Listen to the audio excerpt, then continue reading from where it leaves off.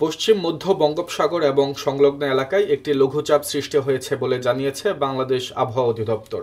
মৌসুমী বায়ু বাংলাদেশের উপর মোটামুটি সক্রিয় এবং উত্তর বঙ্গোপসাগরের মাঝামাঝি অবস্থায় রয়েছে।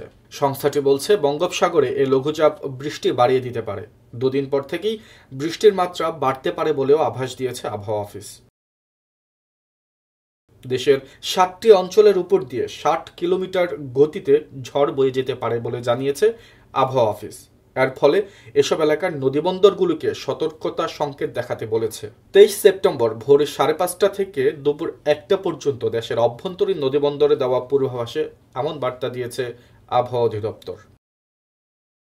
আবহাওয়া অধিদপ্তরের এক বিজ্ঞপ্তিতে বলা হয়েছে, সোমবার খুলনা, বরিশাল ও চট্টগ্রাম বিভাগের অনেক জায়গায় এবং রংপুর, ঢাকা ও সিলেট বিভাগের কিছু কিছু জায়গায় অস্থায়ীভাবে দমকা হাওয়া সহ হালকা থেকে মাঝারি ধরনের বৃষ্টি বা বজ্রসহ বৃষ্টি হতে পারে। সেই সঙ্গে দেশের কোথাও কোথাও মাঝারি ধরনের ভারী থেকে ভারী বর্ষণ হতে পারে।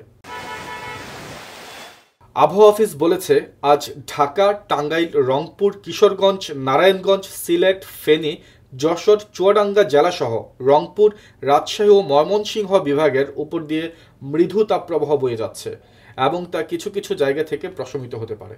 আবহাওয়াবিদ ওমর ফারুক বলেন, রাজশাহী ও ময়মনসিংহ বিভাগের কিছু কিছু স্থানেও আজ বৃষ্টি হতে পারে। সারা দেশে দিনের তাপমাত্রা সামান্য কমতে পারে এবং রাতের তাপমাত্রা প্রায় অপরিবর্তিত থাকতে পারে।